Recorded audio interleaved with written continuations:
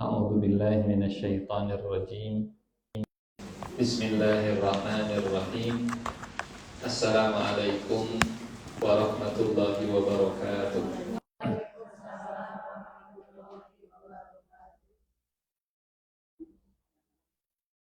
Alhamdulillah. Alhamdulillahi rabbil alamin. Wa bihi nasta'inu ala umuri dunya waddin. Wassalatu wassalamu ala asyrafil anbiya'i wal mursalin wa ala alihi wa sahbihi ajma'in. Allahumma la sahla illa ma ja'altahu sahla wa anta taj'alul hazna idza syi'ta sahla. Allahumma la ilma lana illa ma 'allamtana innaka antal alimul hakim. Allahumma 'allimna ma yanfa'una wanfa'na bima 'allamtana wa zidna ilman wa amalan ya rabbal alamin. Amma ba'du. Mudah-mudahan semua sehat walafiat ya. Kita baca ayat yang kita akan tadabburi insyaallah. Terakhir Al-Baqarah ayat 21. Sekarang ayat 22. Baik. A'udzu billahi minasy syaithanir rajim. A'udzu billahi minasy syaithanir rajim. Bismillahirrahmanirrahim. Bismillahirrahmanirrahim. Dua ayat saja ya, 22, 23. Alladzi ja'ala lakumul arda firasya. Alladzi ja'ala lakumul arda firasya. Was-samaa'a binaa'a.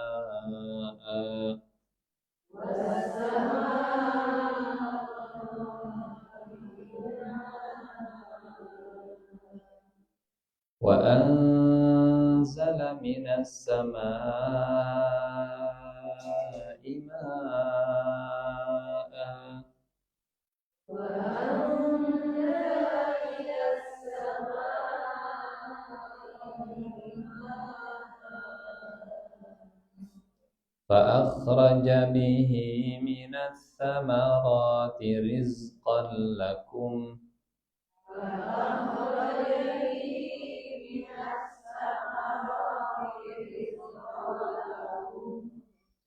Fala taj'alu lillahi andada wa antum ta'lamun.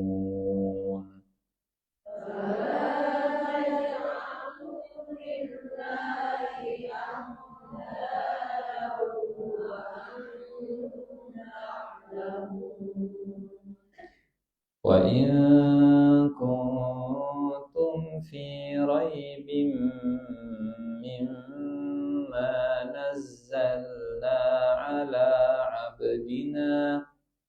Wa in kuntum fi raibin mimma nazzalna ala 'abdina. Fa'tu bi suratin min mithlih. Fa'tu bi suratin min mithlih. Wad'u syuhada'akum min dunillah. Wad'u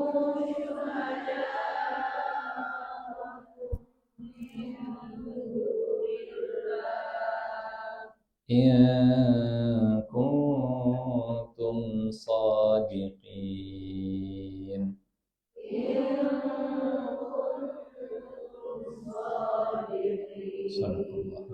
Alhamdulillah. Mudah-mudahan setiap hurufnya jadi 10 kebaikan dan pahala untuk kita semua. Dan yang mahir membaca Al-Quran dibersamai oleh Jibril, malaikat kiramil bararah yang masih belajar, masih terbata-bata, insya Allah pahalanya 2 kali lipat. Alladzi ja'ala lakumul arda firasya, dialah Allah yang menjadikan bumi sebagai hamparan bagi kalian. Was samaa'a binaa'a, dan dialah Allah yang menjadikan langit sebagai atap. Wa anzala minas samaa'i maa'a, dan dialah Allah yang menurunkan air hujan dari langit. Fa akhraja bihi minats tsamarati rizqan lakum, lalu dia menghasilkan dengan hujan itu segala buah-buahan sebagai rizki untuk kalian. Fala taj'alu lillahi andada, maka karena itu janganlah kalian mengadakan sekutu-sekutu bagi Allah. Wa antum ta'lamun, padahal kalian mengetahui. Wa in kuntum fi raibim mimma nazzalna ala 'abdina, dan jika kalian tetap dalam keraguan tentang Al-Qur'an yang kami wahyukan kepada hamba kami, fa'tu bi suratim mim mithlih, maka buatlah satu surat yang semisal Al-Qur'an itu. Wad'u syuhada'akum min dunillah, dan ajaklah penolong-penolongmu selain Allah. In kuntum shadiqin, jika kalian orang-orang yang benar. Shadaqallahul azim. Ayat 22 masih lanjutan dari ayat 21 secara makna. Di ayat 21 Allah merintahkan manusia untuk menyembah Rabb mereka. Ya ayyuhan nas, wahai manusia, wa'budu rabbakum, sembahlah, beribadahlah, tunduklah, patuhlah kepada Rabb kalian. Ibadah ini artinya ketaatan dengan kecintaan. Karena taat tanpa cinta, taat tanpa rasa, namanya id'an. Orang bisa tunduk tanpa harus cinta. Orang bisa ngikut tanpa rasa suka, entah karena dipaksa atau mungkin karena malu dengan tetangga sekitarnya. Tapi ibadah artinya penyerahan diri dengan suka. Orang Arab menggunakan kalimat abdun untuk hamba sahaya. Hamba sahaya itu rasanya sulit untuk membayangkan hubungan suka sama suka, cinta sama cinta, atau hubungan yang positif antara majikan dengan budak. Image-nya ya, antara budak dan majikan kepaksa. Karena saya budak, saya mengerjakan perintah majikan. Tapi Abdullah, hamba Allah, hubungan antara hamba dengan Tuhannya, ini hubungan cinta. Pertanyaannya, bagaimana hubungan cinta itu bisa terbangun? Padahal relationship kita dengan Allah itu adalah abdun. Abdun itu hamba, budaklah kalau sesama manusia.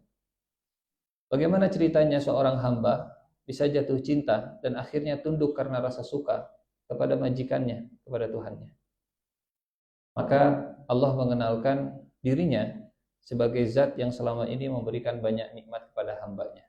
Ayat 21-22 adalah beragam nikmat yang selama ini selalu diberikan Allah untuk kita sebagai hamba. Yang pertama, nikmat khalaqakum. Rabb, terjemahannya Tuhan. Tapi berbeda dengan ilah, walaupun sama-sama terjemahannya Tuhan. Rabb, Tuhan yang diterjemahkan pemberi rizki, pengurus manusia, perawat kehidupannya, penjaga hidup sampai matinya, ini Rabb. Yang ngurus lah, yang ngurus. Wahai manusia, sembahlah yang ngurus kalian selama ini. Terjemahan bebas. Wahai manusia, sembahlah Tuhan yang merawat kalian selama ini, yang membesarkan, menjaga kalian selama ini, yang telah menciptakan kalian. Inilah nikmat yang pertama. Hidup itu nikmat, diciptakan Allah itu nikmat. Dan sulit untuk membayangkan tidak hidup karena kita sudah hidup. Nikmat yang pertama, nikmat khalaqakum. Nikmat diciptakan. Walladzina min qablikum, dan kita bukan makhluk pertama. Kita makhluk yang sebelumnya, ya, mengikuti makhluk-makhluk sebelumnya. Ada contohnya, la'allakum tattaqun, supaya kalian bertakwa. Ini ayat terakhir yang kita tadabburi di 2 pekan yang lalu. Kemudian ayat 22, lanjutan nikmat Allah untuk manusia. Kalau nikmat yang pertama menciptakan manusia. Kalau nikmat yang kedua, fasilitas yang Allah sediakan untuk manusia supaya mereka bisa tetap hidup. Alladzi ja'ala lakumul arda firasya. Allah menciptakan manusia dan Allah menjadikan bumi sebagai hamparan. Perhatikan kata kerja di ayat 21 dan ayat 22. 21 Allah menggunakan khalaqa, 22 Allah menggunakan ja'ala.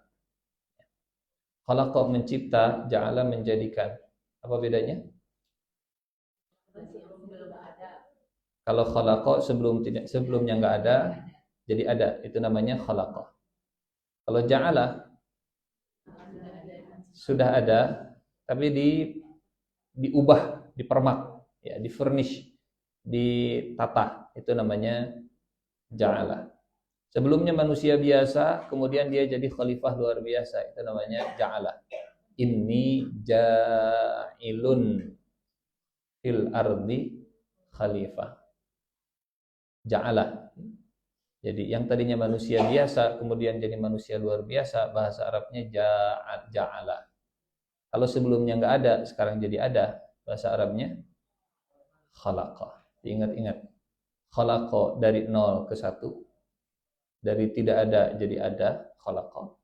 Kalau dari 1 jadi 2, dari 1 jadi 10, dari 1 jadi 200, ja'ala. Dari ada kemudian dikembangkan. Alladzi ja'ala lakumul arda firasya. Bumi dijadikan hamparan. Ini kalau dipelajari dengan ilmu geologi, mungkin banyak pelajarannya. Ya. Dulu bumi masa lalu, puluhan ribu tahun lalu, dan bumi sekarang. Berangkat dari kata ja'ala. Allah menjadikan bumi hamparan. Mungkin, wallahu a'lam, sebelum Allah menjadikan bumi hamparan supaya manusia bisa tinggal di sini, bentuk bumi nggak jauh beda seperti bentuk planet lain barangkali, ya, seperti Merkurius, Venus dan seterusnya. Ayat 22 sudah dibahas. Sudah ya? Sudah. Kita ulang sedikit. Nikmat Allah pertama menciptakan, yang kedua menjadikan bumi sebagai hamparan, yang ketiga mengangkat langit sebagai atap, yang keempat menurunkan air hujan, ya, minas sama ima'a, yang kelima mengeluarkan samarat, buah-buahan sebagai rizki. Dan samarat bukan hanya buah-buahan, bukan letterlek buah-buahan, karena kalau buah-buahan yang bisa dimakan, bahasa Arabnya fakihah. Samarat itu semua yang bisa berbuah. Investasi, kemudian ada return-nya. Itu juga samarat dalam bahasa Arab. Nanam modal, kemudian ada untungnya. Keuntungan itu samarat dalam bahasa Arab. Apalagi kita beli Bitcoin misalnya teh. Dan Bitcoinnya jadi kita beli emas, kemudian emasnya jadi melambung harganya. Itu namanya samarat juga. Samarat itu berbuah, baik buah yang keluar dari pohon, ataupun buah yang keluar dari uang kita, ataupun buah dari hasil kerja keras kita selama ini. Samarat. Fa akhraja bihi minas samarati rizqan lakum. Jadi Allah sebagai Rabb itu membuat kita ada, ngasih tempat buat kita, melindungi kita dari atas, kemudian ngasih sumber kehidupan berupa air, dan dari air tumbuh makanan, makan, minum, pelindung, tempat tidur, dan keberadaan. Inilah Rabb. Adakah selain Allah yang bisa melakukan 5 hal ini? Tidak ada. Maka fala taj'alu lillahi andada. Kalau nggak ada yang bisa melakukan ini kecuali Allah, maka jangan duakan Allah. Maka jangan sembah selain Allah. Wa antum ta'lamun. Dan kalian sadar, kalian tahu. Ya, kita tahu semua ini cuma bisa dikerjakan, semua ini hanya bisa dilakukan Allah Subhanahu wa taala. Artinya, kesimpulannya apa? Kalau orang tahu, orang itu cuma ada dua kemungkinannya. Dia nggak tahu siapa Robnya, jadi dia nggak menyembah Robnya. Ini orang yang dhalim, orang yang tersesat.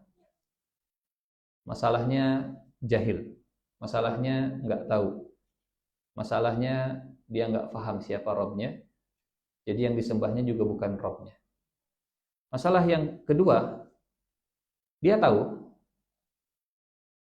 dia ngerti siapa Robnya, tapi dia sombong, nggak mau tunduk, ya, nggak mau tawadhu, nggak mau nyembah Allah. Ini golongan maghdubi alaihim. Manusia cuma dua, antara dhalin atau maghdubi alaihim. Kalau dhalin masalahnya tidak tahu, kalau maghdubi alaihim masalahnya tidak mau. Kalau tidak mau, ya susah dikasih tahu karena dia sudah tahu. Kalau yang tidak mau padahal tahu, endingnya, caranya, treatment dari Allahnya direndahkan, dijatuhkan. Hanya dengan cara dijatuhkan, orang yang sombong itu dia akan tunduk. Kalau orang yang bodoh, treatmentnya dikasih tahu, treatment dikasih ilmu. Kalau orang yang pintar tapi sombong, itu harus dikasih pelajaran dulu, dijatuhkan dulu. Kalau sudah jatuh, kalau sudah ambruk, baru sadar. Harus sadar. Kemudian ayat 23, ini berarti hari ini 23 ya. Wa in, dan jika. Dalam bahasa Arab, in itu kemungkinan yang kejadiannya di bawah 50%. Kalau yang di atas 50%, idza. Wa in kuntum fi raibin, dan jika kalian ragu, ragunya di bawah 50% atau di atas 50%. Jika kalian ragu, in kuntum fi raibin, pasti bakal ragu atau mustahil kalian ragu. Ingat, in atau idza? Wa in. In itu apa tadi? In itu jika yang kemungkinannya di bawah 50%. Kalau idza, jika atau apabila yang kemungkinannya di atas 50% atau bahkan pasti. Ayat-ayat tentang hari kiamat itu semuanya pakai idza. Idza syamsu kuwirat, idza samaun fatarat, dan seterusnya. Jadi, dan jika kalian ragu terhadap Al-Quran, ini jika kalian ragunya itu pasti ragu atau kemungkinannya di bawah 50%. Artinya, sebetulnya kalian tidak meragukan. Sebetulnya kalian nggak ragu terhadap Quran. Cuman jika masih ada ragu, hanya dari kata in, kita bisa mengambil kesimpulan, bisa menyimpulkan bahwa sebetulnya orang kalau ta'lamun, orang kalau sudah tahu dengan Al-Quran, orang kalau sudah mendengarkan Al-Quran, orang kalau sudah mempelajari Al-Quran, mustahil bakal ragu. Tapi jika 50% kemungkinannya terjadi, masih ragu juga. Punten, surat Al-Baqarah turunnya di Mekah atau di Madinah? Madinah. Sering kita ulang-ulangnya di Madinah. Al-Baqarah ini Madaniyah. Dan di Madinah komposisi masyarakatnya ada yang musyrik, ada yang Nasrani, ada yang Yahudi, dan ada yang Muslim. Beda dengan masyarakat Mekah. Kalau Mekah mayoritasnya musyrik Mekah. Waktu itu, waktu zaman Rasulullah masih belum hijrah, komposisi masyarakat Mekah itu agamanya mayoritas musyrik. Jarang ada ahli kitab, ya. Jarang ada Yahudi, apalagi Nasrani sangat minoritas, 1-2 sangat sedikit. Mayoritasnya musyrik. Mungkin gambarannya Bali lah, gitu. Atau gambarannya mungkin India lah, gitu ya. Ada Muslimnya mungkin, tapi nggak semayoritas musyriknya. Dan orang-orang Yahudi, ahli kitab, kalau mereka jujur, kalau mereka terbuka, kalau mereka transparan, kalau mereka kembali ke Taurat dan Injilnya, mustahil mereka ragu dengan Al-Quran. Mustahil mereka ragu dengan Nabi Muhammad SAW. Sehingga Allah memilih kata in. Jika masih ada ragu, tapi rasanya 50% ke bawah keraguannya. Ini makna in. Wa in kuntum fi raibin, dan jika kalian masih tetap dalam keraguan, mimma nazzalna ala abdina, tentang min itu dari, ma apa-apa, nazzalna yang kami turunkan, ala abdina kepada hamba kami. Ini katanya sangat panjang, padahal kalau diringkas cukup satu kata. Apa yang kami turunkan kepada hamba kami kalau diringkas dalam satu kata? Al-Quran. Betul? Tapi Allah tidak meringkas dalam satu kata. Kalau diringkas jadi satu kata, kalimatnya wa in kuntum fi raibim minal Qur'an. Wa in, dan jika, kuntum kalian, fi raibin dalam keraguan, minal Qur'an terhadap Al-Qur'an. Itu ringkasnya. Kemudian Allah menggunakan sinonim Al-Qur'an. Apa sinonim Al-Qur'an? Ma nazzalna ala abdina. Al-Qur'an adalah apa yang kami turunkan kepada hamba kami. Ma apapun, nazzalna yang kami turunkan.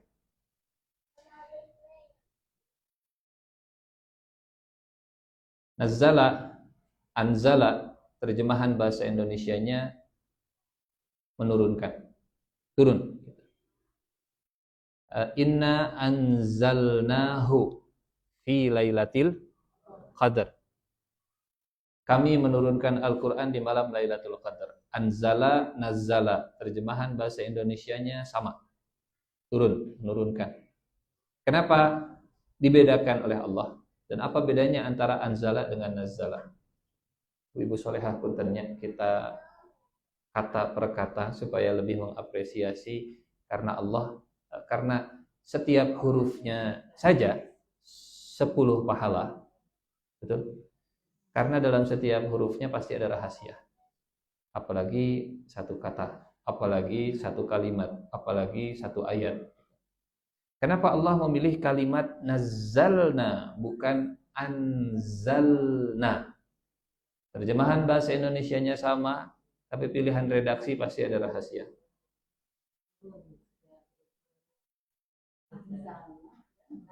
Anzala dan nazzala, terjemahan bahasa Indonesianya mah gitu-gitu kene, sama saja menurunkan. Inna anzalnahu fi lailatul qadar, sesungguhnya kami menurunkan Al-Qur'an. Sama kan? Nazzalna, kami juga menurunkan.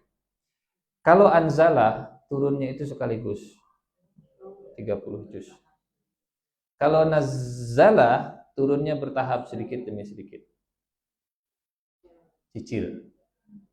Tapi kalau dengar kata cicil bisika suat-suatnya, bertahap lah gitu ya.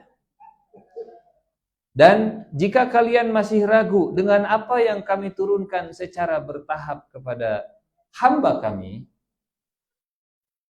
ini yang membuat orang-orang masih meragukan Al-Quran, karena Al-Quran diturunkan secara bertahap. Nazzalna.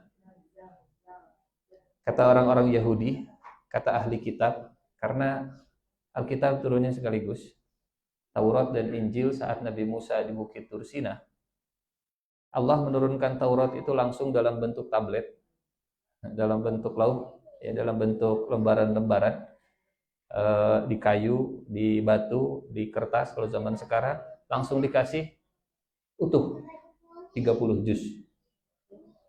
Sementara Al-Quran diturunkan ke Nabi Muhammad sallallahu alaihi wasallam itu bertahap, sedikit. Kata ahli kitab, ini kok sedikit-sedikit? Kok Tuhanmu hai Muhammad, kalau engkau memang betul-betul Nabi, kenapa wahyu itu diturunkannya mani setik-setik, mani kagok sama cemet, padahal makan gebluk langsung juga bisa. Dan Allah punya hikmah menurunkan Al-Quran tidak sekaligus 30 juz. Kalau tadabbur Quran di sini sekali duduk dari subuh sampai isya 30 juz, apa yang bisa dibawa pulang Bu Ibu?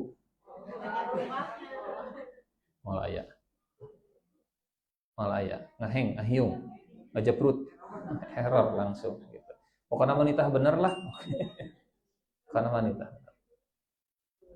Lihat surat Al-Furqan.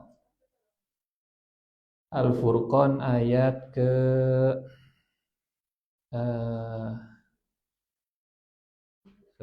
Al-Furqan di surat 25 ayat 32.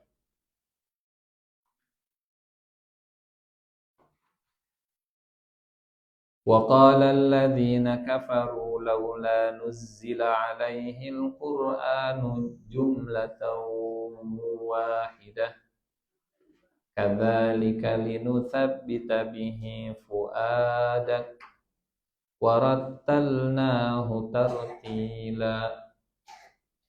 Dan orang kafir mereka mempertanyakan mengapa Al-Quran tidak diturunkan kepada Muhammad itu sekali turun saja. 30 juz langsung dari Al-Fatihah sampai Al-Baqarah, dari Al-Fatihah sampai An-Nas dalam satu pertemuan, langsung di-download 60 GB.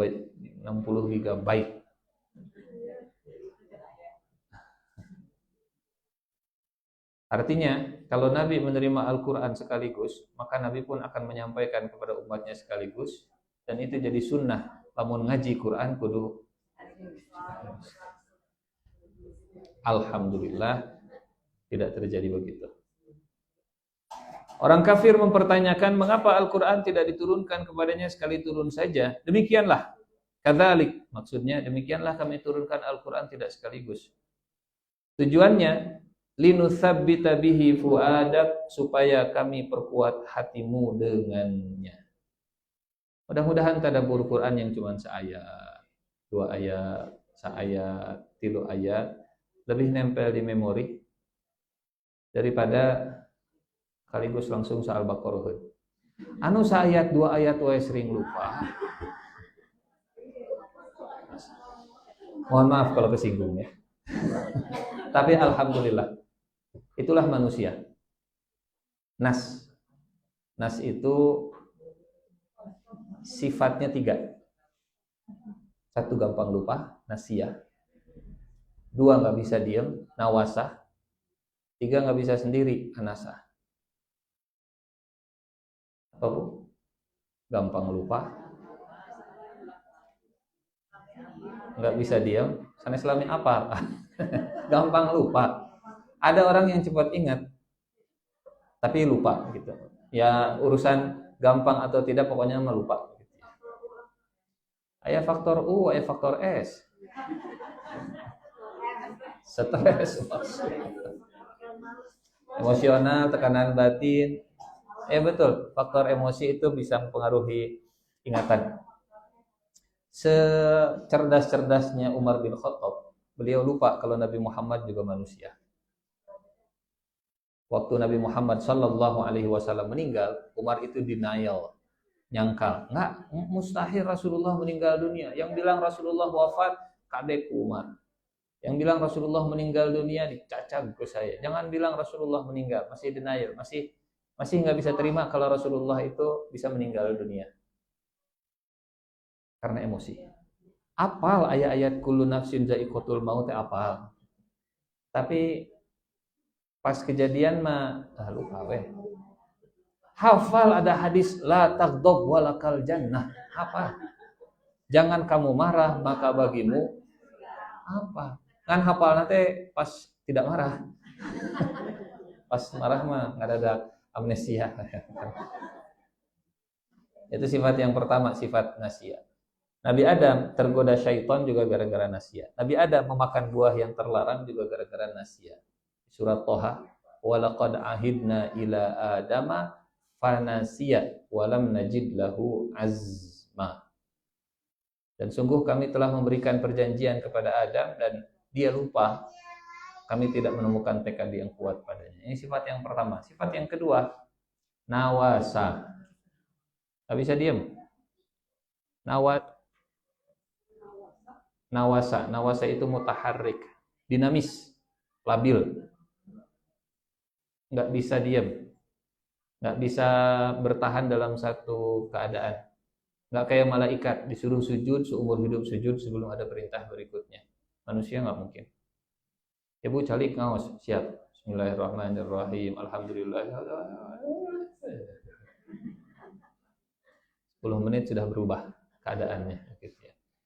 Awal-awal semangat luar biasa, awal-awal euforia luar biasa, sebulan 2 bulan turun. Itulah nawasa, gampang berubah, naik dan turun. Karena Allah menciptakan kita dari 2 unsur yang berbeda, satu dari langit, satu dari bumi, satu dari tanah, satu dari ruh. Ruh ditiup oleh Allah, tanah itu di sini.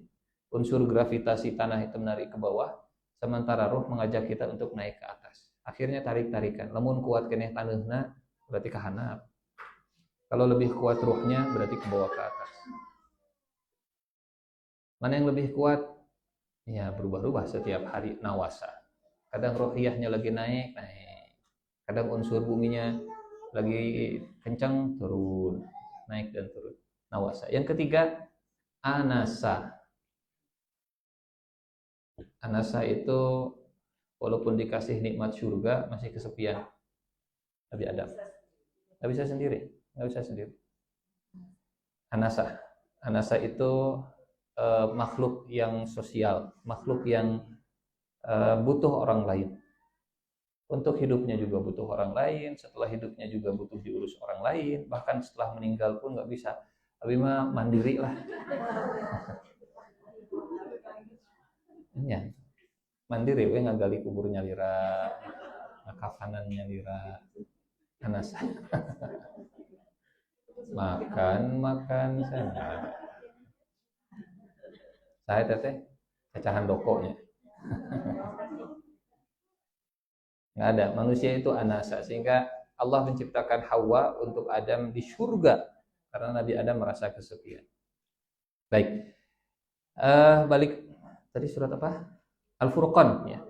Kadzalika linutsabbita bihi fuadak, demikianlah kami perkuat hatimu dengannya. Karena dengan turunnya sedikit-sedikit, insya Allah lebih kuat. Ibarat begini, kalau paku itu sekali pukul gejret langsung ke bawah dengan tok tok tok, nanti diketok lagi, kayak muncul keluar ketok deui, muncul keluar ketok lagi, itu lebih sinkron dengan sifat manusia yang nawasa tadi, yang gampang berubah, yang taharroka, yang dinamis. Makanya kenapa banyak ayat yang diulang-ulang dalam Al-Quran? Kan ieu mah atos. Waktu di Mekah oge ayat itu tos aya. Nah di Madinah aya ayat siga kieu deui. Memang manusia begitu, butuh diulang-ulang, repetisi itu dibutuhkan manusia. Kan atos kamari ge salat, nah ayeuna salat deui. Kan tos tuang. Nah tuang deui.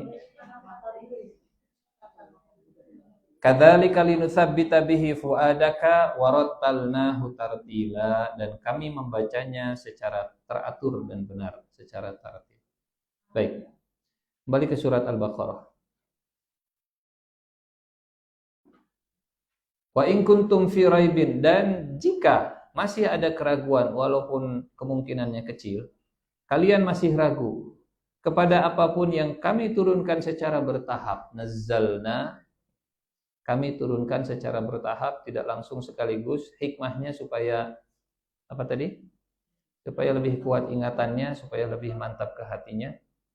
Nazzalna, kami turunkan. Masih ingat kenapa Allah menggunakan kata ganti kami dalam Al-Quran? Melibatkan makhluk, atau untuk menunjukkan keagungan, atau dalam tema, dalam konteks memberi. Biasanya tiga sebab Allah, atau tiga pola dalam Al-Quran. Kalau Allah menggunakan kata ganti kami untuk memberi, satu, ya, melibatkan makhluk, dua, dan yang ketiga tadi menggambarkan keagungan. Tapi yang unik di ayat 22, kenapa kata fa'ilnya itu enggak sama seperti fa'il atau kata kerja di ayat 23? Kalau di ayat 22, alladzi ja'ala lakum wa anzala minas sama fa akhraja. Kenapa enggak wa anzalna minas sama'i ma'a fa akhrajna bihi minas samarati rizqan lakum? Kenapa bukan kami tapi dia? Dialah yang menjadikan bumi sebagai hamparan, dan dialah yang menurunkan air hujan dari langit, dan dialah yang menghasilkan dengan hujan itu buah-buahan, dan dialah yang menurunkan, dan kami yang menurunkan Quran kepadanya. Kenapa berubah dari dia jadi kami? Padahal sebelumnya dia, sekarang kami yang menurunkan. Ustaz, kata Pak Ustaz, kalau temanya pemberian kan kami biasanya. Di ayat 22 kan temanya pemberian. Memberikan bumi sebagai hamparan, memberikan langit sebagai atap dan bangunan, memberikan air sebagai minuman, kemudian memberikan buah-buahan sebagai rizki dan makanan. Kok dia bukan kami? Dalam ilmu Al-Quran ini disebutnya iltifat. Iltifat itu secara bahasa artinya menoleh. Iltifat itu secara bahasa artinya transisi lah kalau bahasa kita, gitu ya. Bergeser, berpindah dari kata ganti dia ke kata ganti lagu namanya. Dari dia berubah jadi kata ganti kami. Itu namanya menoleh dari yang jauh ke yang dekat sekarang. Karena dia itu kata ganti orang ketiga. Kalau kami itu seperti ngobrol dengan orang kedua. Namanya iltifat, atau bahasa kitanya sekarang transisi, dari orang jauh ke orang dekat, dari kata ganti ketiga ke kata ganti yang kedua. Dan hikmahnya lagi, kenapa di ayat 22 Allah menggunakan kata ganti ketiga yang single, ya, kata ganti ketiganya yang single bukan yang plural. Karena kalau kata ganti yang plural, mereka. Tidak pusing kan Bu kata ganti orang satu, orang kedua, orang ketiga? Betulnya insya Allah. Kata ganti orang pertama saya, itu single. Kata ganti orang pertama yang plural, kami. Kata ganti orang kedua single, kamu. Kata ganti orang kedua yang plural, kalian. Kata ganti orang ketiga yang single, dia. Kata ganti orang ketiga yang jamak, mereka. Bahasa Indonesia, itu bahasa Indonesia. Ini ayat 22 dan 23 ada transisi dari dia. Di ayat 23, kamilah yang menurunkan Al-Quran. Kenapa tidak konsisten? Dialah yang menurunkan Al-Quran. Wa in kuntum fi raibim mimma nazzala ala abdihi, bukan nazzalna ala abdina. Ini namanya transisi. Kenapa di ayat 22 pakai kata ganti dia? Karena ayat 22 ini kelanjutan ayat 21 tentang ibadah. Dan ibadah itu dituntut ikhlas hanya kepada satu pihak.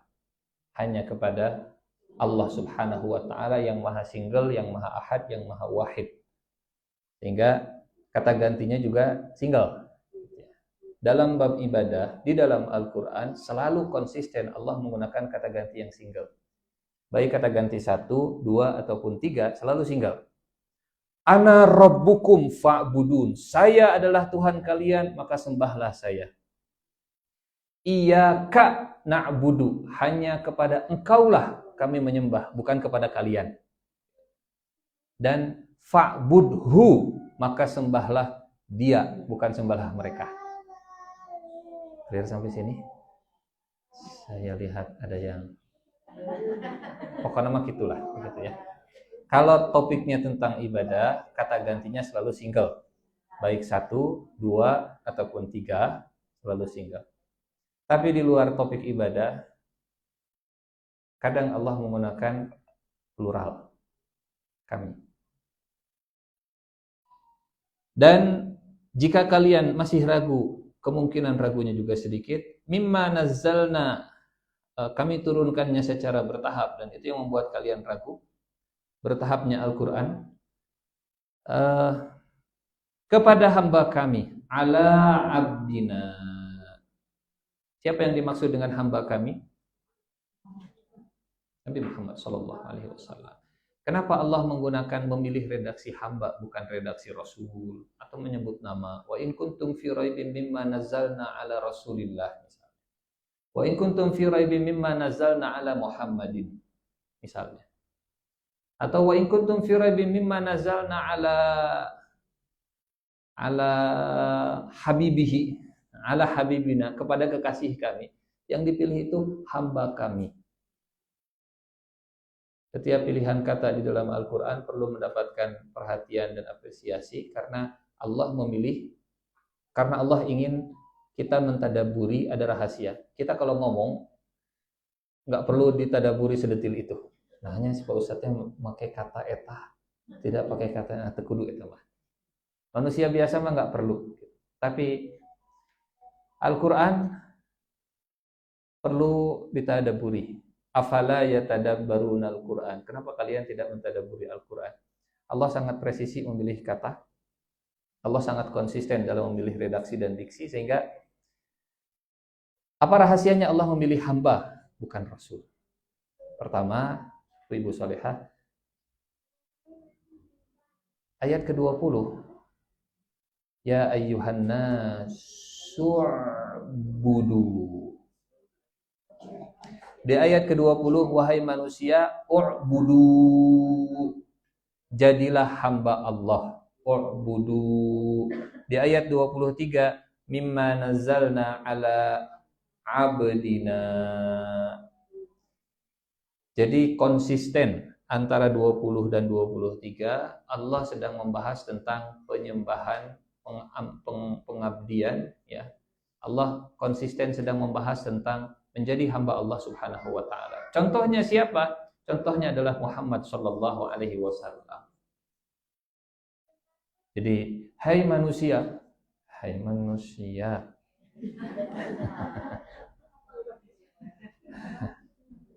U'budu rabbakum. Dan yang menjadi contohnya adalah mimma nazzalna ala abdina. Kalau ingin mencari contoh, role model, uswah hasanah, orang terbaik yang menjadi panutan dalam penghambaan, ini nih orang yang kami berikan wahyu kepadanya. Mimma nazzalna ala abdina. Sekarang begini. Kalau jadi budak bagi manusia, dengan jadi utusan manusia, duta besar manusia, image-nya mana yang lebih positif? Saya adalah duta besar Pak Fulan. Saya kacungnya Pak Fulan. Mana yang konotasinya lebih positif? Mana yang konotasinya lebih positif? Rasul atau Abdun? Rasul. Tapi rumus itu hanya berlaku bagi manusia. Tidak berlaku bagi Allah Subhanahu wa taala. Karena semakin seseorang menghambakan dirinya kepada Allah, justru disitulah dia akan mendapatkan puncak kemuliaan di sisi Allah Subhanahu wa taala. Jadi rumus kacung dan utusan, yang satu lebih positif, yang satu negatif, itu hanya berlaku bagi manusia. Relationship manusia itu berlakunya begitu. Tapi bagi Allah enggak. Kami berikan wahyu kepada hamba kami. Kalau Allah mau nadanya lebih positif, Rasul, inilah utusan kami. Tapi enggak, inilah hamba kami. Dalam perjalanan Isra Mi'raj, Subhanalladzi asra bi abdihi, maha suci Allah yang telah memperjalankan hambanya. Padahal ini perjalanan istimewa yang mengangkat Rasulullah ke derajat paling mulia, bahkan Jibril pun tidak pernah sampai ke posisi sana. Nabi Adam lewat di langit 1, Nabi Isa lewat di langit 2, Nabi Yusuf lewat di langit 3, kakeknya sendiri Nabi Ibrahim alaihissalam di langit 7 lewat sampai Nabi Musa ya Rabb, engkau utus Nabi setelahku lebih muda dariku tapi lebih tinggi derajatnya dariku. Sampai ada semacam begitu istimewa derajatnya Nabi Muhammad SAW. Tapi perjalanan Isra dan Mi'raj itu, status yang disebut tentang Muhammad SAW adalah sebagai hamba. Jadi semakin menghamba, justru semakin diangkat derajatnya ke Sidratul Muntaha. Itu kalau mau menghamba kepada Allah. Maka wahai manusia, menghambalah kepada Allah, karena Allah nggak akan menghinakan kalau jadi hambanya. Ya, ayat 20. Ya ayyuhan nas u'budu rabbakum. Dia yang sudah banyak memberikan kepada kita nikmatnya, dan saat kita menjadi hambanya, dia nggak akan menghinakan kita, dia akan memuliakan kita. Contohnya siapa? Muhammad sallallahu alaihi wasallam. Kalau dalam pandangan duniawi, ya, orang-orang Mekah secara duniawi, orang-orang Mekah memandang Rasulullah sallallahu alaihi wasallam itu harusnya yang jadi nabi bukan dia. Harusnya yang jadi nabi itu para pejabat, para pembesar, orang kaya, miliuner, triliuner, para penguasa. Harusnya yang jadi nabi itu tuh siapa? Walid bin Mughirah. Kalau Walid bin Mughirah itu triliuner, orang paling kaya di Mekah. Kalau dia jadi nabi, kata orang Mekah waktu itu, semua pasti akan ngikut. Money talk. Uang bisa bicara, gitu ya. Jangankan terima wahyu, bahkan orang kaya tidak terima wahyu juga hitutnya bisa jadi sabda. Pokoknya karena dia sudah sukses dunianya, apapun omongannya itu jadi panutan buat semua orang, kan begitu biasanya, betul? Asal yang ngomongnya orang sukses dunia, asal yang ngomongnya orang yang berhasil, asal yang ngomongnya pejabat, asal yang ngomongnya itu petinggi, asal yang ngomongnya pembesar, asal yang ngomongnya orang kaya, sukses, miliuner, triliuner, asetnya di mana-mana, ngomong A, jadi rujukan, jadi sabda, jadi firman. Dan itu pendapat orang Quraisy, pendapat orang musyrik. Coba kalau bukan Muhammad, coba kalau Walid bin Mughirah, coba kalau kepala atau gubernur Taif, mungkin kita akan lebih mudah mengikuti Muhammad. Muhammad yatim, kekayaannya kalah dari Walid bin Mughirah. Muhammad itu kalangan bukan elit atas, tapi juga bukan dari kalangan budak, bukan, gitu ya. Status sosialnya tidak rendah, rata-rata lah secara duniawi. Sehingga beliau itu teladan dalam wasatiyah, teladan dalam pertengahan, gitu. Luhur teuing. Ente di dalam hal duniawi mah handap teuing we henteu. Pertengahan. Yang elit-elit mah Abu Sufyan, elit. Abu Jahal, elit. Sehingga karena Rasulullah ada di tengah, ke atas bisa, ke bawah juga bisa, ke gigi oge komo, ke pinggir juga bisa. Ini hikmah ala abdina yang membuat sebagian masih meragukan kepada Al-Quran, kemungkinan ragunya kecil, tapi penyebab ragunya itu dua, nazzala dengan abdina. Turunnya secara bertahap, dan yang menerimanya sosok yang di pandangan manusia mungkin biasa-biasa, ya. Tapi di sisi Allah dia adalah hamba Allah yang begitu luar biasa. Wa in kuntum fi raibim mimma nazzalna ala abdina.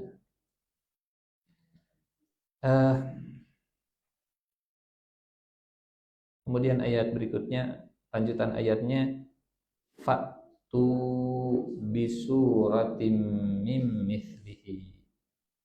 Maka buatlah satu surat saja yang semisal Al-Quran. Ragu, silahkan buat tandingannya. Dan ini ke-6 kalinya Allah di dalam Al-Quran menantang manusia.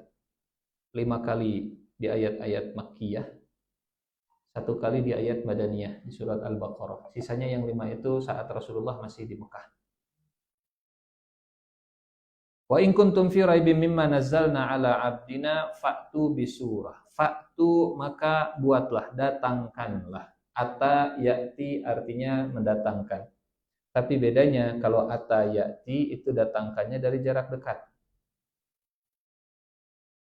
Puntennya. Belajar bahasa Arab lagi kita. Ata artinya datang. Ata bi artinya datang membawa sesuatu. Ja'a artinya datang. Ja'a bi artinya datang membawa sesuatu. Sama terjemahan bahasa Indonesianya, tapi redaksi bahasa Arabnya beda. Lalu apa bedanya kalau begitu antara ata dengan ja'a? Sama-sama datang. Kalau ada tambahan bi-nya datang membawa. Datang membawa. Bedanya, kalau ata alif ta alif, kalau ja'a ja alif a. Beda. Beda hurufnya. Yang kedua beda cara bacanya dalam Al-Qur'an. Kalau ja'a ada mad wajib muttasil dibaca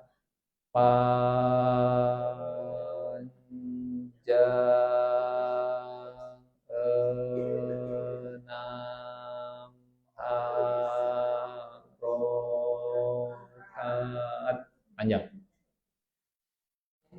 Jauh. Kalau pakai ja'a artinya datangnya dari tempat yang jauh. Kalau ata datang tapi dari tempat yang dekat. Dahsyat luar biasa Al-Quran. Kalau orang Arab ngomong, mereka nggak akan peduli. Ini datang mau dari jauh, datang mau dari dekat, pokoknya mau ja'a, mau ata, pokoknya datanglah. Tapi Al-Quran itu bahasanya sangat konsisten. Ibu kalau menemukan kata ja'a artinya ini datang dari jarak yang jauh. Kalau ata dekat. Wa in kuntum fi raibim mimma nazzalna ala abdina fa'tu, maka datangkanlah dari jarak yang dekat bisuratin. Satu surat saja, enggak usah panjang-panjang, enggak usah 30 juz, tidak perlu satu juz, satu surat yang pendek, mim mislihi, yang semisal dengan Al-Qur'an. Ya, yang semisal dengan Al-Qur'an. Ini kalau dikaji secara teknis, Allah tidak menyebut bisuratin mithlihi, tapi bisuratin min mithlihi. Jadi kalau ini Quran, kemudian Quran ada kemiripan, ada tandingannya, maka kalian buat saja satu surat yang mirip seperti tandingan Quran ini, bukan yang seperti Quran. Sekali lagi. Kalau ini Quran asli, kemudian ada yang bikin tandingannya, kalian bikin saja satu surat yang menyamai tandingan Quran. Jadi, lamun dina gelut makieu. Tong ngelawan saya tah, murid saya dulu. Murid saya dulu. Kalau kamu bisa ngelawan murid saya, nanti silahkan lawan saya. Fa'tu bisuratin min mislil Quran, yang semisal dengan Quran, sok lawan yang semisal dengan Al-Quran. Jangan dulu lawan Al-Qurannya. Hanya Al-Quran buku di dunia, kitab di dunia yang berani membuka tantangan kepada seluruh manusia untuk bikin yang semisal. Kitab suci yang lain nggak ada, apalagi karangan manusia. Gitu ya. Buku ini sudah saya susun dengan kerja keras. Bagi yang membacanya, saya tantang untuk menemukan kekurangannya. Semua buku yang ditulis, kata pengantar dari penulis di muqaddimah selalu kalimatnya kalimat yang humble. Buku ini tidak sempurna, masih banyak kekurangan, kritik dan saran dari pembaca sangat ditunggu untuk perbaikan cetakan berikutnya. Terima kasih. Ucapan terima kasih pertama kepada Mang Ojek yang selalu mengantarkan makanan saat saya menyusun buku ini, dan seterusnya begitu ya. Ya, tapi Al-Quran, ya Al-Quran itu kitab yang berani untuk membuat manusia berpikir liar sekalipun untuk membuktikan kebenaran. Kalau nggak ngerti, tanya. Kalau dia agama yang lain nggak ngerti, tutup mulut. Pokoknya mau beriman saja, nggak usah banyak tanya. Jadi sebelum masuk Islam silahkan banyak tanya sampai kita percaya. Tapi kalau sudah masuk Islam, perintahnya adalah sami'na wa ata'na. Jadi bukan tidak boleh kita banyak bertanya, tapi banyak bertanya itu kalau kita masih belum percaya. Silahkan tanya, benarkah Allah sebagai Tuhan? Silahkan tanya. Cari dalilnya, cari kritisi sekeras-kerasnya, silahkan. Benarkah Al-Quran itu firman Allah? Kritisi sekeras-kerasnya. Pasang sikap yang skeptisnya.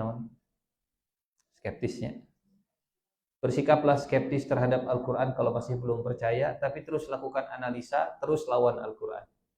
Ada banyak cerita di YouTube, banyak cerita di media sosial, orang yang dia baca Quran tapi pakai mode kritis. Saya nggak akan gampang percaya. Saya ini orang yang logis.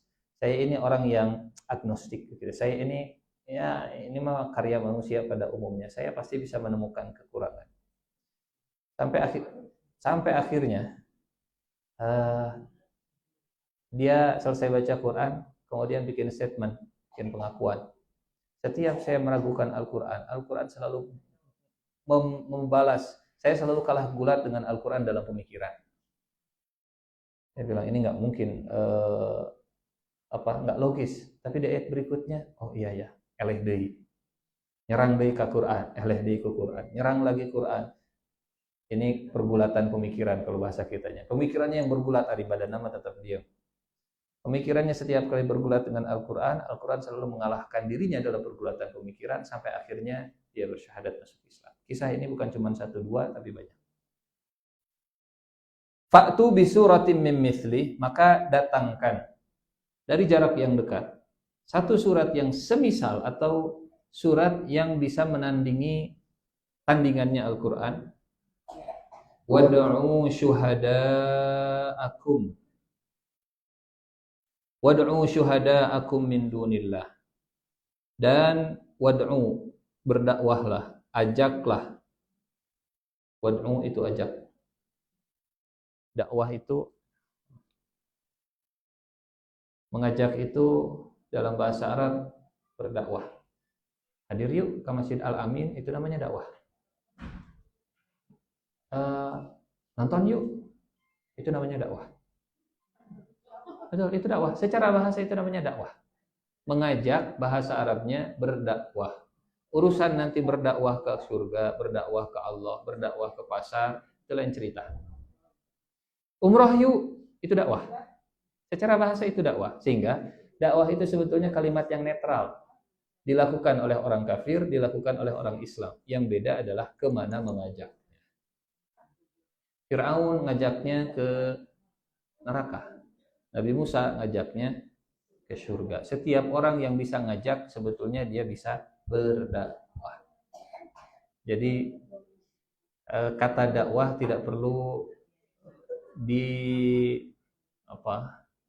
dipandang mah Pak Ustadz dakwah mah, Pak Kiai dakwah. Enggak, ibu juga bisa berdakwah. Barudak boga salat subuh itu namanya dakwah. Betul? Jadi ibu bisa berdakwah sekarang? Betul. Kalau dakwah difahami seperti itu, setiap hari saat kita ngajak itu dakwah. Pak, tuang heula. Itu teh dakwah. Betul. Itu dakwah. Betul, itu dakwah gitu. Bu, hadir moal. Moal, ayo hadir atuh. Sarengan abdi, itu dakwah.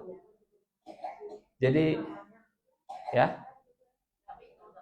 dai itu orangnya. Kalau dia daftar di polisi, insya Allah jadi Kapolri. Dai Bahtiar. Dai itu orang yang ngajaknya dakwah. Dan untuk ngajak, setidaknya kita tahu tujuannya, meskipun mungkin kita bukan orang yang punya wawasan yang luas. Bedakan antara ngajak dan ngajar. Apa bedanya? Yang satu pakai K, yang satu pakai R. Ngajak mah dakwah, ngajar mah ta'lim. Yuk hadir kemana? Ka Al-Amin, sahanu ngajarna. Beda. Yuk orang main bola, tapi saya mah teu jago. Nya hayu we babarengan. Bahkan ngajak itu posisinya boleh jadi setara, selevel. Bu, yuk orang kejar husnul khotimah. Dari Pak Ustadz pengalaman tuh husnul khotimah. Abi mah tos 3 kali husnul khotimah. Ngajak itu posisinya boleh jadi selevel, sama-sama belum mengerjakan, sama-sama menyemangati supaya kita bisa bareng-bareng. Bu, ka mall yuk. Hari ibu tos di mall, apaan dia ngajak? Betul? Jadi posisi ngajak tidak mesti posisinya dia sudah mengerjakan. Mungkin dia ngajak karena sedang mencari teman, ya, ngerjakannya nanti bareng-bareng. Ngajak dan ngajar. Wad'u syuhada'akum, maka ajaklah syuhada, penolong-penolong kalian, saksi-saksi kalian. Syuhada'akum, bukan syuhada'ana, yang menyaksikan perbuatan kalian. Konsep syuhada zaman sekarang itu kalau di media sosial, kalau di e-commerce, kalau di marketplace, yang ngasih rate review dan yang ngasih rekomend. Rating, review, rekomend. Berapa ratingnya? 5. Bahasa Arabnya syahid. Saya bersaksi bahwa Pak Gojek ini bintangnya 5, cocok untuk dapat bintang 5. Itu syahid secara bahasa. Syahida itu artinya bersaksi. Zaman sekarang, syahida itu yang ngasih rating. Saat ibu ngasih bintang, ngasih rating, itu sebetulnya sedang bersaksi. Review.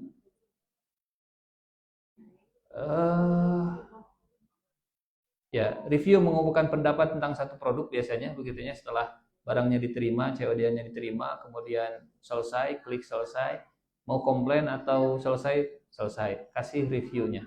Barangnya bagus, cepat sampainya, harganya murah, dan pelayanannya memuaskan. Terima kasih toko ... Itu sedang bersaksi. Review itu adalah konsep bersaksi. Recommend, merekomendasikan. Ngajak, nge-share linknya, jadi affiliate. Lihat, jadi dia Shopee affiliate. Merekomendasikan, guys beli yuk. Kalau sekarang di TikTok mungkin, kalau nggak pernah ke Bandung mungkin nggak tahu ada hotel hidden gem seperti ini. Kalau on the spot mungkin harga tiketnya segini. Kalau belinya di TikTok, klik link di bawah ini ya, keranjang kuning ini. Harga tiketnya akan murah. Itu rekomend. Itu merekomendasikan, artinya yang merekomendasikan dia sedang bersaksi bahwa ini tuh bagus. Rating, review, recommend. Itu bentuk persaksian. Tapi yang namanya saksi, Allah menyebutnya di sini syuhada'akum, penolong-penolong kalian. Yang namanya saksi zaman sekarang bisa dibayar, jadi buzzer, gitu ya. Yang namanya saksi sekarang bisa digiring, bahkan jadi pekerjaan. Maksudnya begini, Orang-orang yang nggak percaya dengan Al-Quran, silahkan kalian buat tandingan Quran, terus nanti tuh yang jadi buzzer kalian kasih rating, kasih review, kasih rekomen, biar viral surat yang kalian buat tadi, biar nanti orang tahu dan membaca, kemudian bisa membandingkan dengan Al-Quran. Sok buat. Wad'u syuhada'akum, saksi-saksi kalian, penolong-penolong kalian, yang ngasih rating untuk Quran tandingan kalian, yang ngasih review untuk surat yang kalian bikin, yang menyebarkan, memviralkan, yang merekomendasikan surat yang kalian bikin, sok bikin. Kalau masih ragu Al-Quran itu bukan wahyu. Ini tantangan yang yang berani. Kalau manusia yang nantang dengan nada seperti ini terdengar sangat arogan sekali. Sangat arogan. Produk ini produk yang paling bagus, ibu silahkan cari produk yang lain. Kalau ada produk yang lain yang lebih murah, yang lebih bagus dari hit, yang lebih murah sih banyak. Iklan. Yang lebih bagus, ya silahkan bikin tandingannya. Kalau ada silahkan datangkan. Nanti kita adu, kita cicipi bareng-bareng. Ibu silahkan pasang buzzer, ibu silahkan kumpulkan semua orang untuk ngasih review, rating review, bandingkan dengan produk saya. Itu kan nampak seperti tantangan yang arogan kalau seperti itu. Tapi Allah membuka tantangan ini sampai hari ini. Ada yang bisa? Sampai detik ini nggak ada yang bisa. Ada yang mencoba, tapi malah jadi bahan tertawaan dunia sampai hari ini. Nabi-nabi palsu, mereka jadi nabi pastinya karena mendapat wahyu.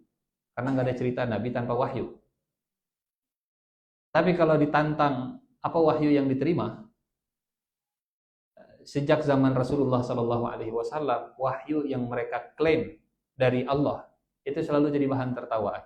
Musailamah Al-Kazzab misalnya, saat ditanya, Anda mengaku jadi nabi, tapi apa wahyunya? Oh, saya dapat wahyu. Apa wahyunya? Al-fil, mal-fil, wama adraka mal-fil, lahu anfun tawil. Kata Musailamah, inilah wahyu dari langit.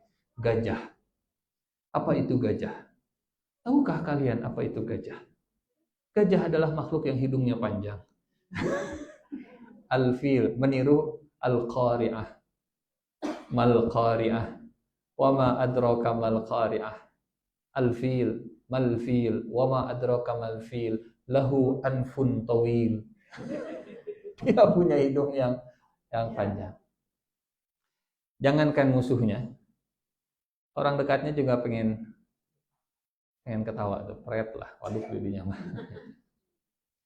Tapi kata pendukungnya begini, pendusta yang jadi pemimpin kita itu lebih baik daripada orang jujur yang jadi musuh kita. Maksudnya, Muhammad itu jujur, tapi karena dia musuh kita, itu buruk. Mendingan pemimpin kita, walaupun kita tahu dia pendusta. Itu kata orang-orangnya Musailamah Al-Kazzab. Pendusta yang jadi pemimpin kita lebih baik daripada yang jujur tapi ada di barisan yang berbeda dengan kita. Ala kulli hal. Fa'tu bi suratim mim mithlih wad'u syuhada'akum, dan panggillah, ajaklah orang-orang yang menolongmu, orang-orang yang menjadi saksi untukmu, orang-orang yang siap menjadi buzzermu, orang-orang yang siap memberikan rating, review dan rekomen untuk surat buatanmu. Min dunillah, asal jangan Allah. Asal jangan Allah. Mau jin silahkan, mau manusia mangga. Bahkan di surat yang lain tantangannya itu jin dan manusia. Lihat surat walau kana ba'duhum li ba'dhin dhahira. Surat Al-Isra surat 17 ayat ke-88. Qul la in ijtama'atil insu wal jinnu ala ayyatu bimithli hadzal qur'an la ya'tuna bimithlihi walau kana ba'duhum li ba'din zahira. Katakanlah wahai Nabi, sampaikanlah kepada mereka jika manusia dan jin berkumpul untuk membuat yang serupa dengan Al-Quran, mereka tidak bisa membuat yang serupa dengan dia, sekalipun sebagian mereka menjadi pembantu bagi sebagian yang lain. Jin dan manusia kemudian membuat simposium internasional dunia nyata dan dunia gaib, gitu ya. Kemudian mereka merancang tandingan Al-Quran. Kata Allah, nggak mungkin. Nggak mungkin mereka bisa membuat sesuatu yang mirip seperti Al-Quran. Walaupun cuma satu sisi. Misal begini, karena Al-Quran itu, Ibu Solehah, Al-Quran bukan cuma indah dalam bahasanya, tapi Al-Quran juga punya sisi kedalaman maknanya. Secara linguistik luar biasa, secara makna juga dalam. Dan punya rahasia sejarah yang luar biasa. Dan punya kandungan yang sifatnya metafisik. Jadi kalau mendengar Al-Quran, membaca Al-Quran, itu ada suasana batin yang tenang dibanding kalau kita misalnya mendengarkan selain Quran. Tapi Pak Ustadz, saya mendengarkan kitaro enak kan?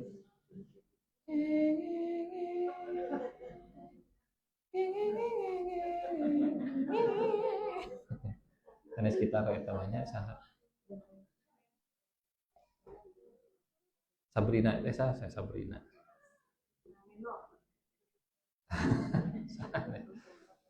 Ustaz, saya mendengarkan lagu dan musik tenang oke, enak oke.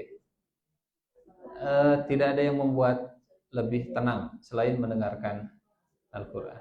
Kalau musik dan lagu bisa membuat moodmu berubah, maka Al-Quran bisa membuat hidupmu jauh lebih indah. Kalau lagu membuat mood yang berubah, kuat mah nggak boleh, silakan.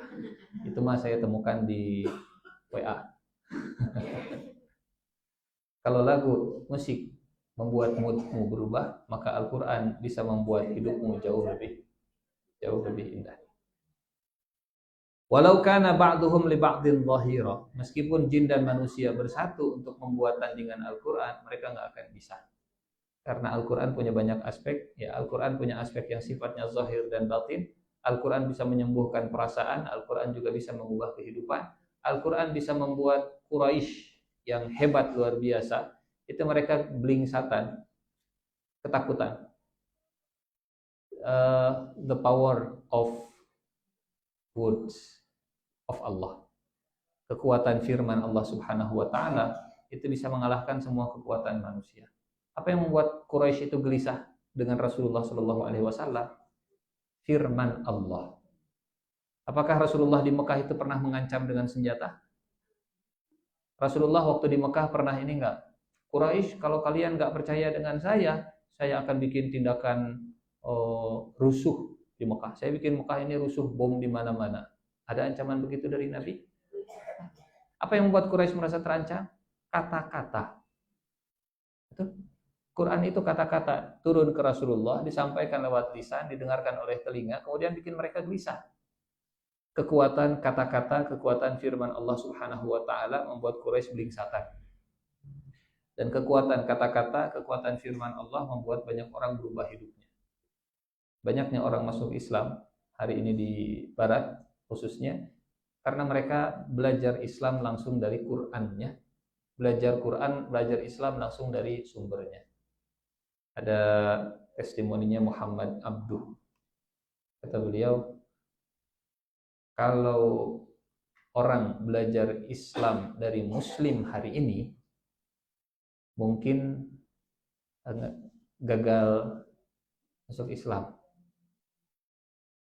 Karena antara Islam dan Muslim, apalagi hari ini, ya orang akan menemukan banyak kejomplangan. Nah di Quran mah ada kieu, nah Muslim mah kieu. Gitu. Kata Quran Quran A, Muslim B. Kalau orang belajar Islam melihat Muslim, mungkin banyak orang yang akhirnya nggak mau masuk Islam.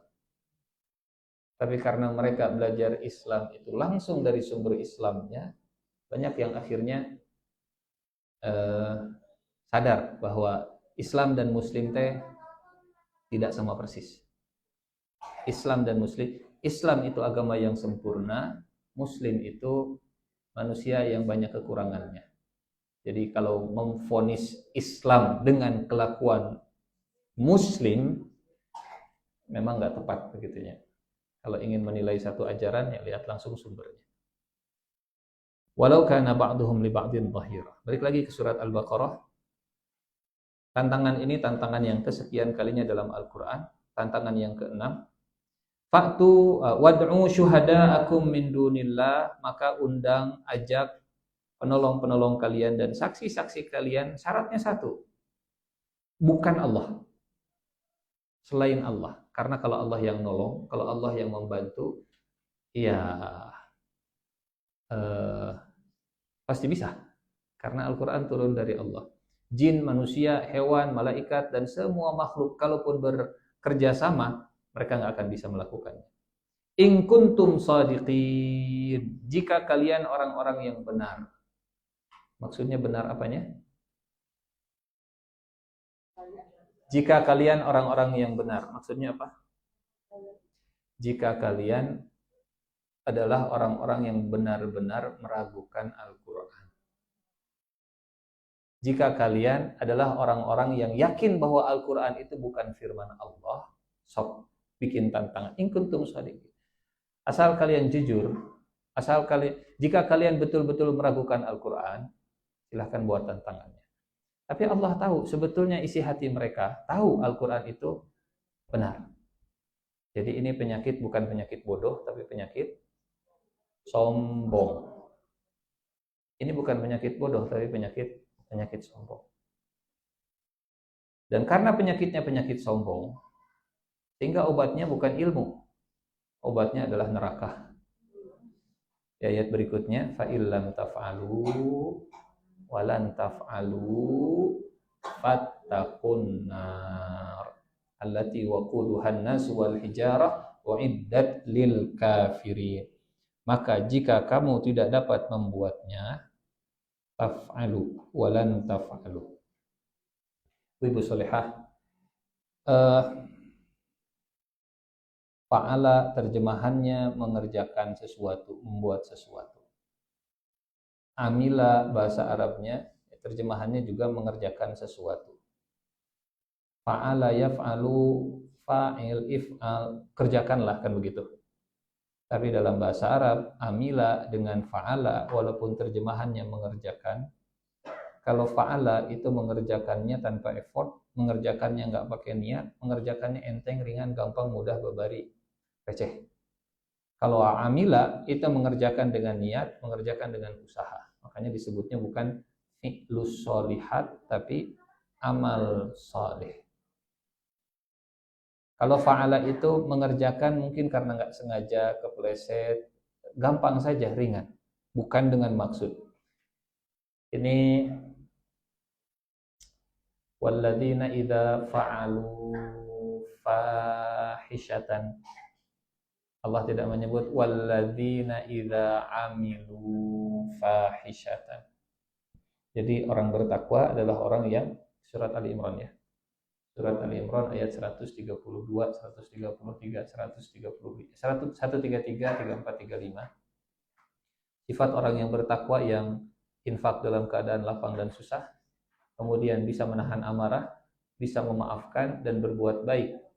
Ayat berikutnya, walladzina idza fa'alu fahisyah. Dan orang-orang yang apabila mengerjakan perbuatan dusta. Allah tidak menyebut walladzina idza amilu.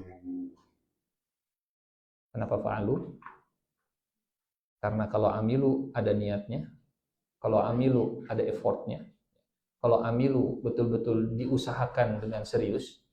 Kalau fa'alu, aduh teka haja, aduh lupa, aduh dipaksa, kepleset, itu fa'alu. Sesuatu yang dikerjakan dengan ringan dan enteng namanya fi'il. Kalau amal ada effortnya, ada niatnya, ada usahanya. Fa illam taf'alu walan taf'alu, dan jika kalian tidak mengerjakannya, dan pasti kalian tidak akan pernah mengerjakannya. Ada lam, ada lan. Pernah dibahas ya?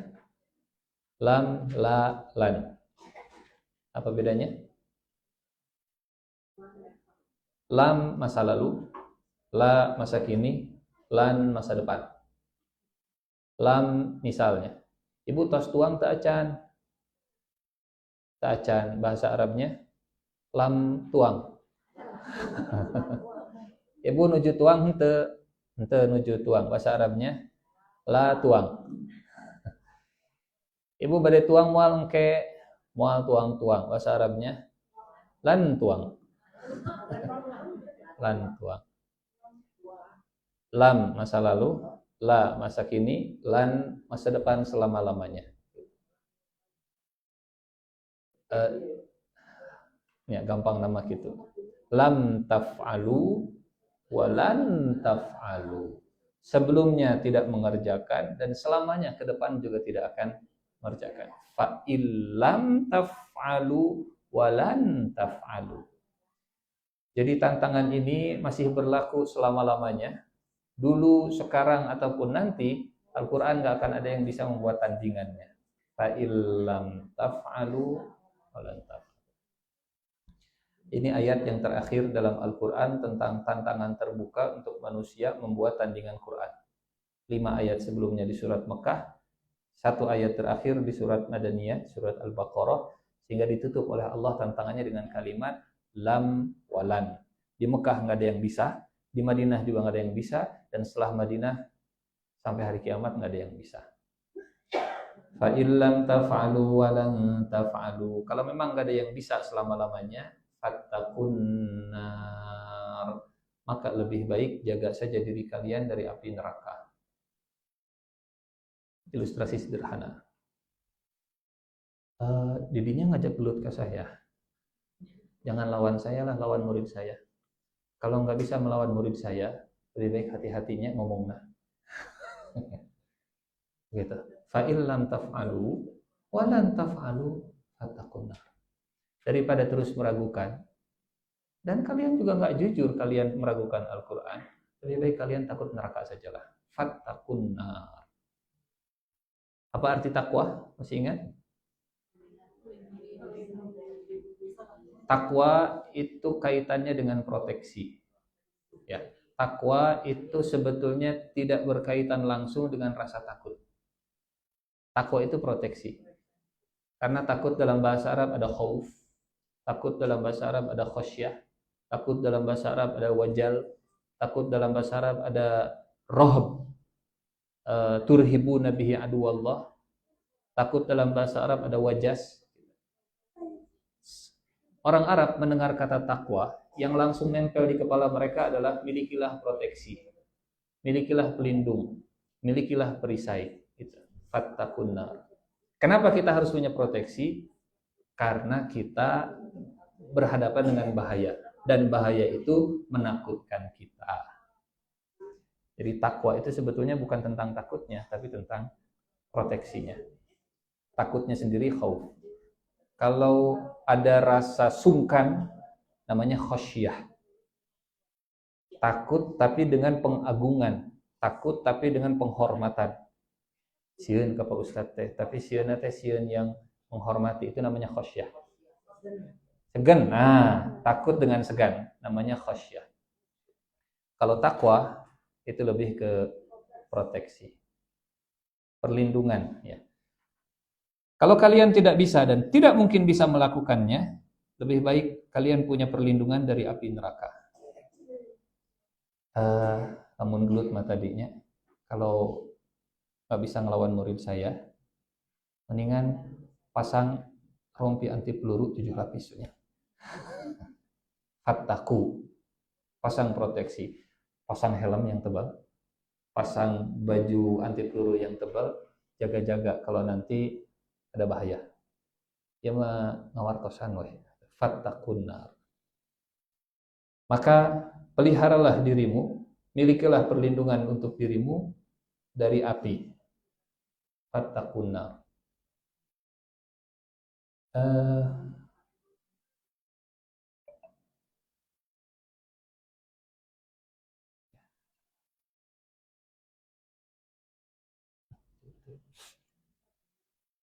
Fattaqun nar, maka milikilah perlindungan dari api neraka. Ini Ibu Salihah bisa di kata Nabi,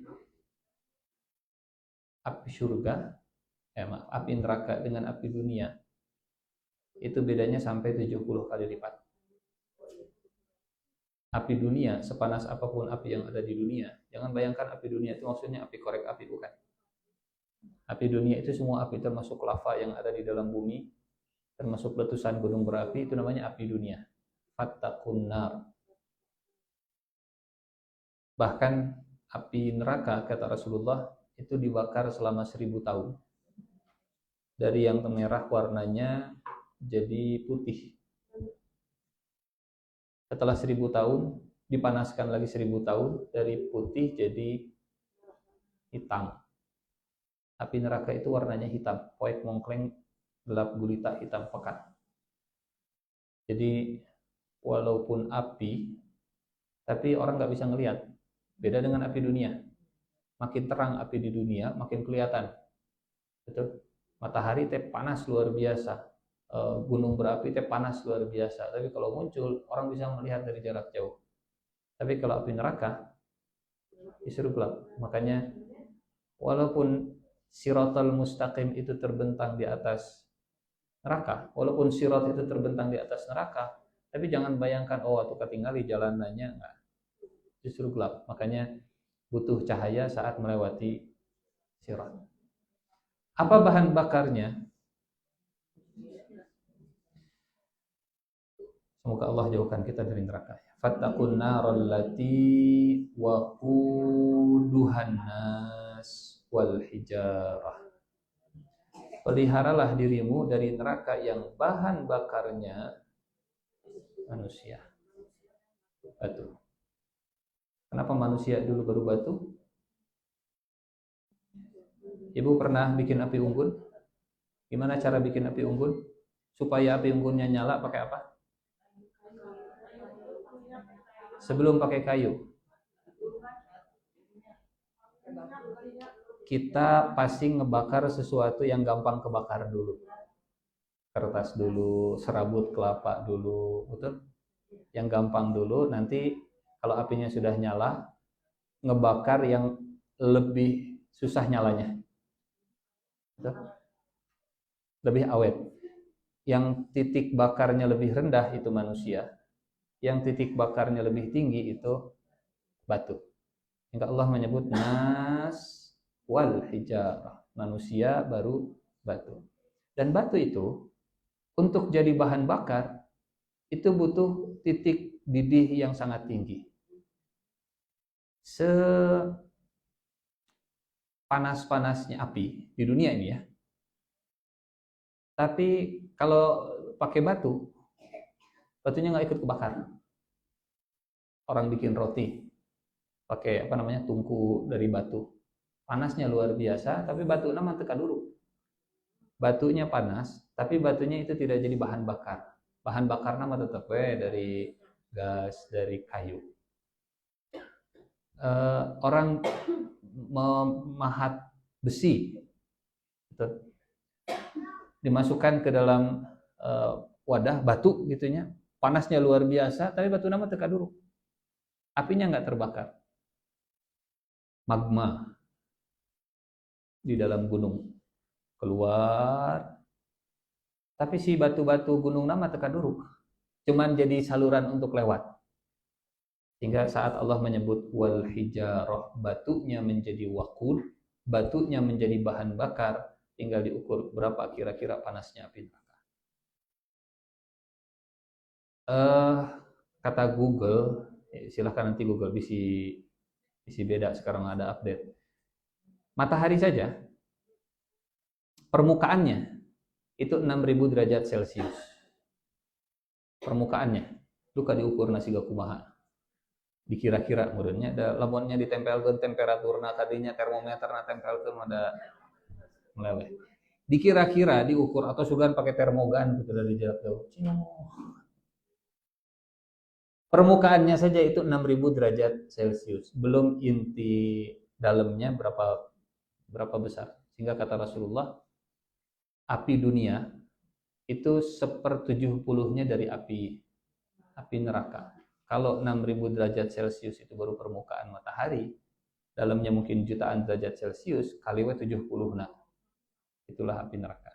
Sehingga kata Allah begini, kalau masih nggak percaya dengan Al-Quran, sudah pasang proteksi dari api neraka. Sing kuat weh. Sing kuat weh. Allati waquduhan nas wal hijarah. Kira-kira nas yang dimaksud siapa di ayat ini? Maka pasanglah proteksi dari neraka yang bahan bakarnya manusia. Maksudnya manusia yang mana? Manusia-manusia yang tidak percaya dengan Al-Quran. Manusia-manusia yang masih meragukan Al-Quran siap-siap jadi bahan api neraka. Uiddat lil kafirin. Allah sediakan bagi mereka yang kufur, yang kafir. Siapa itu kafir? Apa itu kafir? Kafir artinya orang yang menutup-nutupi kebenaran. Menutup-nutupi kebenaran artinya kebenaran itu ada, tapi di cover. Kafir. Sebetulnya dia percaya, sebetulnya dia iman, sebetulnya dia yakin, tapi ditutup-tutupi, di cover. Nggak mau diakui, nggak mau dideklarasikan, nggak mau diiyahkan. Itu namanya kafir. Ya. Dalam hati dia tahu itu benar, tapi di mulut dia masih waduk bohong saya nggak percaya masa sih Muhammad yang jadi nabi. Itulah yang disebut dengan kafirin. Hanya penggunaan kafir di dalam Al-Quran itu memang sangat spesifik. Tidak semua orang yang belum Islam di dalam ini penggunaan Quran ya, bukan penggunaan istilah fikih. Kalau dalam fikih, semua non-muslim sama dengan kafir. Itu di fikih. Bukan Islam berarti kafir. Tapi di dalam Al-Quran, penggunaan kafir itu spesifik. Bukan sekedar non-muslim. Tapi non-muslim yang tahu Islam itu benar, tapi tidak mau mengakui keislaman. Itu namanya kafir. Sehingga kalau ada yang dia musyrik, tapi dia belum pernah mendengar ajaran Islam. Dia belum pernah ketemu Nabi Muhammad. Dia bodoh sama sekali. Dan dia belum tersentuh sama sekali. Dalam Al-Quran yang seperti itu biasanya disebut dengan agamanya, tapi tidak disebut dengan kufurnya. Entah dia itu Yahudi, entah dia itu Nasrani, entah dia itu Majusi, entah dia itu penyembah berhala dan seterusnya. Jadi penggunaan istilah kafir dalam Al-Quran sangat spesifik. Tentang orang yang mengakui kebenaran dengan hatinya, tapi tidak mau mengakui kebenaran dalam lisannya. Wallahu a'lam bishawab. Cukup 3 ayat, mudah-mudahan jadi ilmu yang bermanfaat, jadi pengingat bagi kita, dan semoga Allah jauhkan kita dari api neraka. Ada pertanyaan sebelum ditutup?